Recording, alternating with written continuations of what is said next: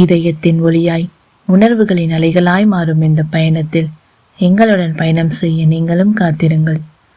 தங்கம் போல் துளங்கும் பெயர் காஞ்சனா. அவள் சுவாசம் கூட ஒரு கதை, அவள் நிசப்தம் கூட ஒரு ரகசியம். ஒவ்வொரு துடிப்பும் ஒளியாய் வெளிப்படும் ஓர் உலகம் அவள். காஞ்சனையின் கற்பனையில் உதித்த கதைகளை நினைவில் வைத்து உங்கள் மனதை வருடிச் செல்ல போகும் நான், ஆர்ஜே மது. விரிவரைந்த காதல் ஓவியம். இந்த கதையை பிடித்திருந்தால் லைக், ஷேர் செய்து சப்ஸ்கிரைப் செய்து கொள்ளுங்கள். Hi tears, Kanchana Senthil novels YouTube சேனலில் அடுத்து நீங்கள் கேட்கப் போகும் கதை விதிவரைந்த காதல் ஓவியம். மனதின் மென் உணர்வுகளின் குரலாக இக்கதையை வாசிக்கப் போகும் நான், உங்கள் ஆர்ஜே மது. விதிவரைந்த காதல் ஓவியம். இக்கதை காஞ்சனா செந்தில் யூடியூப் சேனலுக்காக எழுதப்பட்ட கதை. இதோ உங்களுக்காக கதையிலிருந்து சில துளிகள் கேட்கலாமா? ஒரே குடும்பத்தை சேர்ந்த அண்ணன் ருத்ரன், தம்பி கைலாஷ் இருவரும் பெற்றோர்களின் விருப்பத்திற்காக ஒரே குடும்பத்தை சேர்ந்த அக்கா தங்கையை திருமணம் செய்யும் சூழ்நிலை வருகிறது. ருத்ரன் அவர்கள் கிராமத்தை சேர்ந்தவர்கள் என்பதற்காக திருமணத்திற்கு சம்மதம் சொல்லாதவன் தன் தந்தையின் வற்புறுத்தலால் கடமையே என்று அந்த கிராமத்திற்கு செல்கிறான். ருத்ரன் செய்த காரியத்தால் இரு குடும்பத்திலும் பல குழப்பங்கள் வருகின்றன. பெண்களை பெற்றவர்கள் இந்த திருமணம் நடந்தாக வேண்டுமா என்ற மனநிலைக்கு தள்ளப்படுகின்றனர். அதையும் மீறி அவர்கள் திருமணம் நடக்குமா? பார்க்கலாம். காதல் 5. காற்று வாங்க வந்த ஆடவனோ அங்கே புள்ளிமானை கண்டதும் மனம் துள்ளி குதிக்க அவளை நெருங்கி உரசி நின்றான். அவனின் நெருக்கத்தில் துள்ளி குதித்த பெண் மாணவளோ அங்கே அந்த நேரத்தில் ஆடவனை எதிர்பாராதவள் அங்கிருந்து தப்பித்து ஓட முயல ருத்ரன் நொடியில் சுதாரித்தவன் அவளின் கைப்பிடித்து சுண்டி இழுக்க பெண் அவளோ பூமாலையாக அவன் மீதே சரிந்தாள்.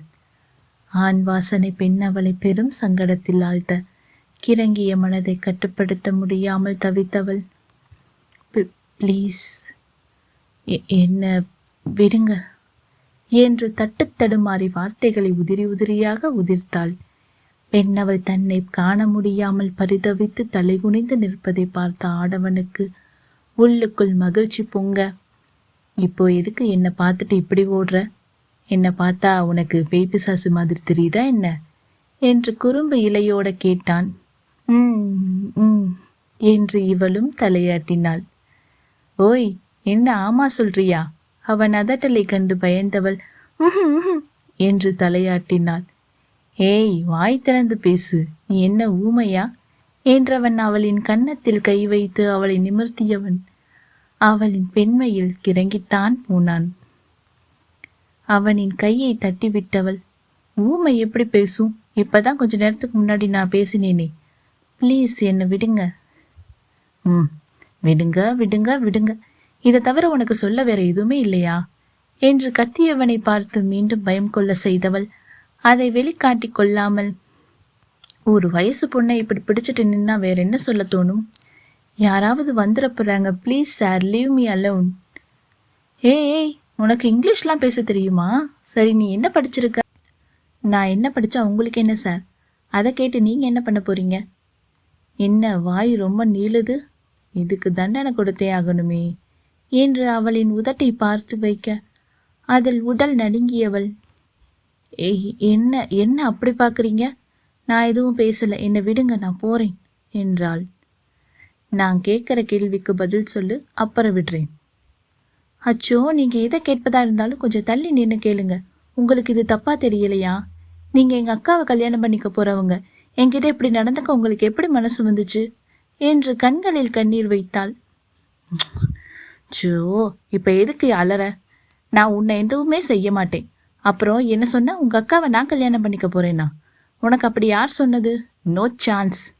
அந்த பொண்ணு ஒரு ராட்சசி, அவளையெல்லாம் எவனாவது கல்யாணம் பண்ணுவானா என்று பற்களை கடித்தான் ருத்ரன். எங்கள் அக்காவை இப்படியெல்லாம் பேசுகிற வேலை வச்சுக்காதீங்க. சின்ன வயசில் நீங்கள் என்ன இடிச்சிங்க, நான் விழுந்துட்டேன். அது நடந்து இத்தனை வருஷம் ஆகியும் என்னை இப்போ வர நீங்கள் திட்டிகிட்டே இருக்கீங்கன்னு அத்தையும் மாமாவும் சொன்னாங்க. அப்போ உங்களை பொறுத்தவரை நானும் ராட்சசி தானே? நீ ராட்சசி இல்லடி, என் தேவதை என்று மனதில் நினைத்தவன், அதெல்லாம் உன்கிட்ட சொல்லிட்டாங்களா? ஆமாம், திட்டினேன், இப்போதும் திட்டுதான் செய்வேன்.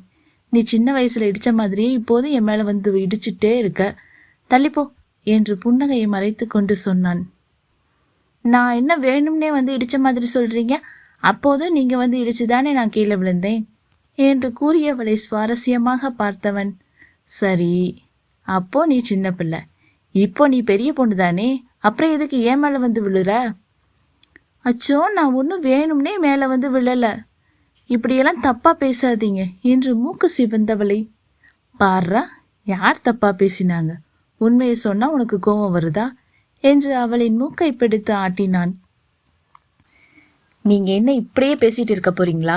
யாராவது வரப்போறாங்க, நம்ம மாட்ட போறோம். எதுக்காக இப்படி பண்றீங்க? என்னமோ கேட்கணும்னு சொன்னீங்களே, சீக்கிரம் கேளுங்க. அதைத்தான் கேட்டுட்டேனே, எதுக்காக வேணும்னே என் மேல வந்து விழற என்று சிரித்து கொண்டே கேட்டான். ஆடவன் சிரிப்பில் மயங்கிய பின்னவளும் இவனுக்கு சிரிக்க கூட தெரியுமா என்று சொக்கித்தான் போனாள். ஏன் மனுஷனா பிறந்த சிரிக்க மாட்டாங்களா? எனக்கு சிரிக்க தெரியாதா என்ன என்று அவள் மனதில் நினைத்தது இவன் கூற ஆச்சரியத்தில் விழிவிரித்தவள், மனசுல கூட எதுவும் நினைக்க முடியல என்றவளை மேலும் இறுக்கியவன், என் பக்கத்துல இருக்கும்போது நீ மனசுல எதுவும் நினைக்க தேவையில்லை, வாயை திறந்து சொல்லலாம், சரியா? எனக்கு எதுவும் உங்ககிட்ட சொல்றதுக்கு இல்லை. இப்படி என்கிட்ட நடந்துக்காதீங்க, என் கோபத்தை கிளப்பாதீங்க, அவ்வளவுதான் சொல்லிட்டேன் என்று விரல் நீட்டி எச்சரித்தவளின் விரலை பிடித்து அவளின் புறங்கையில் இதழ் பதித்தான். அவனின் செய்கையில் பெண்ணவளோ அதிர்ச்சிக்குள்ளானவள், நீங்க நீங்க என்ன பண்றீங்க? எங்க அக்காவை பெண் பார்க்க வந்துட்டு இப்படி என்கிட்ட நடந்துக்கிறீங்க. நீங்க இவ்வளோ மோசமா இருப்பீங்கன்னு நான் எதிர்பார்க்கவே இல்லை என்று காட்டமாக பேசினாள். ஏய், போது நிறுத்து. சும்மா சும்மா உங்க அக்காவை பொண்ணு பார்க்க வந்தேன்னு சொல்லாத. நான் யாரையும் பொண்ணு பார்க்க வரல. இப்ப கூட உன்கிட்ட வம்புதான் இழுத்துட்டு இருக்கேன்னு தவிர உன்கிட்ட ஆசையா கொஞ்சம் குழாவல, புரியுதா? நீங்க கொஞ்சம் குழாவணும்னு இங்க யாருமே எதிர்பார்க்கல. இப்படியெல்லாம் ஒரு பொண்ணுகிட்ட நடந்துக்காதீங்க. அத்தை மாமாவோட வளர்ப்ப தயவு செஞ்சு கேவலப்படுத்தாதீங்க ப்ளீஸ், உங்களை கெஞ்சி கேட்டுக்கிறேன் என்று கண்களால் இறஞ்சினாள். இங்க பாரு குழலி, நீ என்னை பொறுக்கி நினைச்சுக்கிட்டு இருக்கியா என்ன? எங்க அப்பா அம்மா என்னை எப்படி வளர்த்தாங்களோ அப்படிதான் நான் வளர்ந்து நிற்கிறேன். எதுவும் தேவையில்லாம பேசாத, முதல்ல இங்கிருந்து போ என்று அவளை பிடித்து தள்ளினான். பூங்குழலி விட்டால் போதும் என்று அங்கிருந்து ஓடினாள். அவள் பேசிய ஒவ்வொன்றையும் நினைத்து பார்த்தவனுக்கு சிரிப்பு வந்தது. அவளை பார்த்த நொடியில் இருந்து அவனின் மனம் மெல்ல சிறகில்லாமல் பறக்கத்தான் செய்தது. கைலாஷ் தனது அலைபேசியை மறந்து சென்றவன் அதை எடுக்க விஸ்வநாதன் வீட்டிற்கு வந்தான். வான்மதி நாற்காலியில் அமர்ந்து கால் மேல் கால் போட்டுக்கொண்டு பாடல் ஒன்றை கேட்டுக்கொண்டே முணுமுணுத்து கொண்டிருந்தாள். அவளின் அந்த பரிணாமம் கண்டு ரசனையாக அவளை பார்த்தான் கைலாஷ். வான்மதி கண் விழித்து பார்த்தவள் தன் எதிரில் இருப்பவன் தன்னையே பார்த்து கொண்டிருக்க, என்ன கைலாஷ் சார், என் முகத்துல ஏதாவது இருக்கா என்று சிரித்து கொண்டே கேட்டாள். தன்னிலை அடைந்தவன், அச்சச்சோ, இந்த பொண்ணு கண்டுபிடிச்சிட்டாளே, சாதாரணமாகவே வச்சு செய்வா, இப்போ வேற பட்டிக்காட்டா மாதிரி பார்த்து வச்சுட்டேன், என்ன செய்ய போறாளோ என்று பயந்து கொண்டே, அதெல்லாம் எதுவும் இல்லைங்க, நீங்க கேட்டுக்கிட்டு இருக்க பாடல் எனக்கு ரொம்ப பிடிக்கும், அதான் நானும் கேட்டுட்டே இருந்துட்டேன் என்று உள்ளே சென்றான். கைலாஷ், ஒரு நிமிஷம். சொல்லுங்க வான்மதி, உங்களுக்கும் இந்த பாட்டு பிடிக்கும் தானே? ஆமா. அப்போ வாங்க 2 பேரும் சேர்ந்தே கேட்போம். அச்சோ, அதெல்லாம் வேண்டாங்க, நீங்கள் கேளுங்க, நான் என் ஃபோனை மறந்து வச்சுட்டு போயிட்டேன், அதை எடுத்துகிட்டு கிளம்புறேன். அட வாங்க சார், ஏதாக்காவது மனசில் ஆசையை வச்சுக்கிட்டு இப்படி தயங்குறீங்க என்று இயல்பாக அவனின் கைப்பிடித்து இழுத்து தனது பக்கத்தில் இருந்த நாற்காலியில் அமல வைத்தாள் வான்மதி. யாராவது பார்க்கிறார்களா என்று சுற்றி பார்த்தே அலைய விட்டவன் அவளின் சிரிப்பில் மயங்கித்தான் போனான். ஆனால் அடுத்த நொடியே இவள் தன் அண்ணனுக்காக பார்த்து வைத்திருக்கும் பெண் என்று நினைத்து தன்னைத்தானே திட்டிக் கொண்டான். கைலாஷ், என்ன வாங்க போங்கன்னு சொல்லாதீங்க, நான் உங்களை விட சின்ன பொண்ணு தானே, வாப்போனே சொல்லுங்க. அச்சோ, அது எப்படிங்க, உங்களுக்கும் என் அண்ணனுக்கும் கல்யாணம் பண்ணி வைக்க போறாங்க, நான் வேணா உங்களை அண்ணின்னு கூப்பிடவா என்றவனை தீக்கனலாய் முறைத்தாள் வான்மதி. அச்சோ கடவுளை, நாம் இப்போ என்ன சொன்னோம், எதுக்காக இந்த பொண்ணு இப்படி முறைக்கிறா என்று உள்ளுக்குள் உதறல் எடுக்க அதை வெளிக்காட்டிக் கொள்ளாமல் திடமாக அமர்ந்திருந்தான் கைலாஷ். என்ன சொன்னீங்க, அண்ணியா? ஹலோ, உங்கள் அண்ணனை நான் கல்யாணம் பண்ணிக்க போகிறேன்னு யார் சொன்னது? அதுக்கெல்லாம் வாய்ப்பே கிடையாது, வீண் கனவு காணாதீங்க. என்னங்க இப்படி சொல்கிறீங்க? உண்மைதான் சொல்கிறேன். உங்கள் அண்ணன் மாதிரி ஒரு முரடன் கல்யாணம் பண்ணிக்கிட்டே நிம்மதியாக என்னால் வாழ முடியுமா என்ன? இவர்கள் பேசிக்கொண்டிருக்க படியில் இருந்து மூச்சு வாங்க இறங்கி வந்தாள் பூங்குழலி. இருவரும் ஒரே நேரத்தில் அவளை பார்த்து ஒருவரை ஒருவர் பார்த்து கொண்டனர். என்னாச்சுடி, இப்போ எதுக்காக பேய கண்ட மாதிரி இப்படி ஓடி வர? மாடியில் ஏதாவது இருக்கா சொல்லு, நான் போய் பார்க்கிறேன். அச்சிச்சோ, அக்கா போன அவர்கிட்ட சண்டை போடுவாளே, 2 பேரும் என்னை இப்படி படுத்துறாங்களே என்று உள்ளுக்குள் புலம்பியவள், அக்கா அதெல்லாம் எதுவும் இல்லை, எனக்கு தூக்கம் வந்தது, அதை தான் வந்தேன். சரி வா தூங்கலாம்.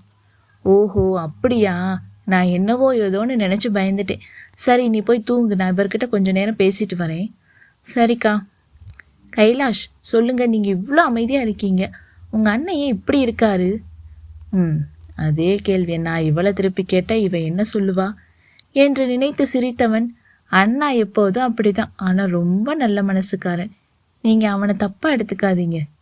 என்னமோ சொல்கிறீங்க போங்க, உங்கள் அண்ணனை விட்டு கொடுக்க மாட்டீங்களே.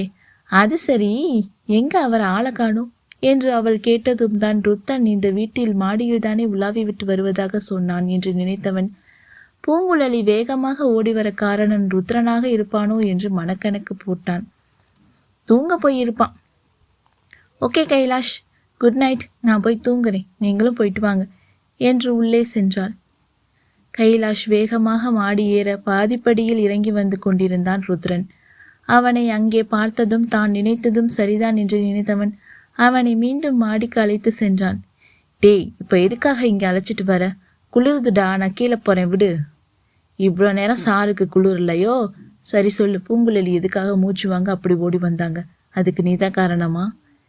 என்னடா இப்படி கேட்குற? அவள் ஓடி வந்தா நான் என்ன பண்ண முடியும்? அவள் கொஞ்ச நேரம் முன்னாடி தான் இங்கே வந்தா, என்னை பார்த்ததும் பயந்து ஓடி வந்துட்டா என்று தோள்களை குலுக்கினான் ருத்ரன். அண்ணா, எப்போதுலேருந்து நீ பொய் சொல்ல கற்றுக்கிட்ட?